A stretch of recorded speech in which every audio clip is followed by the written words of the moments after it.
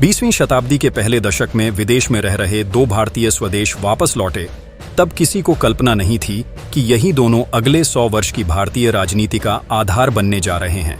पहले विनायक दामोदर सावरकर, जिन्हें भारत आते ही 50 साल के लिए काला पानी की सजा देकर अंडमान भेज दिया गया, और दूसरे मोहनदास करमचंद गांधी, जो दक्षिण अफ्रीका से लौटे थे। गांधी जी का पहला बड़ा आंदोलन या सत्याग्रह तुर्की के खलीफा के समर्थन में था।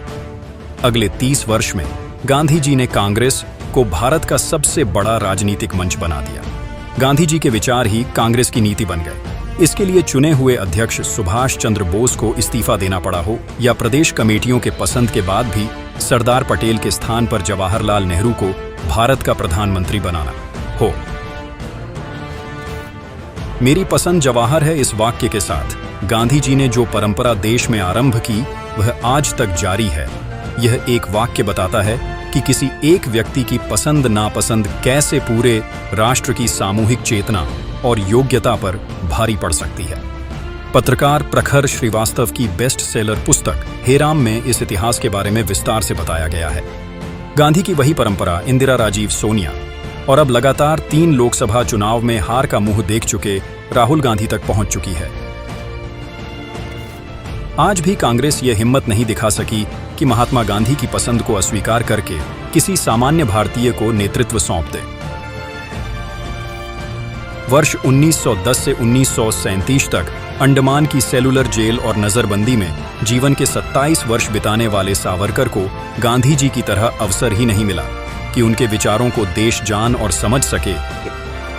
जीवन का बड़ा भाव काल कोठरी में ही बीत गया, लेकिन उनकी विरासत नष्ट नहीं होने पाई। गांधी जी की वैचारिक यात्रा मेरी पसंद जवाहर है से शुरू होकर राहुल गांधी तक पहुंचते पहुंचते हाँफने लगी। सावरकर का हिंदुत्व का विचार आज एक राष्ट्रवादी क्रांति में परिवर्तित हो चुका है।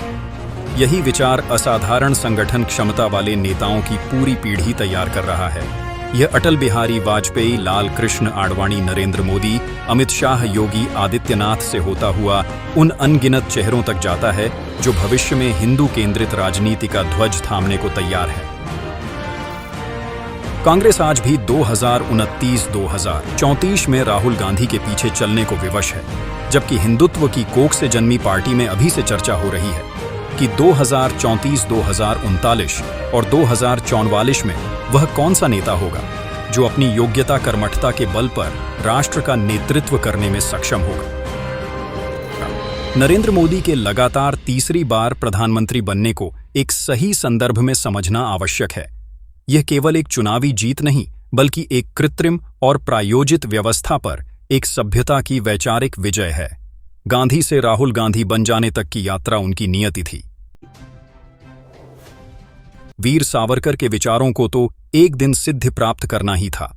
विजय निर्णायक हो और यहां से हम सावरकर के हिंदू राष्ट्र की कल्पना को साकार करें, यही प्रयास हर भारतीय का होना चाहिए।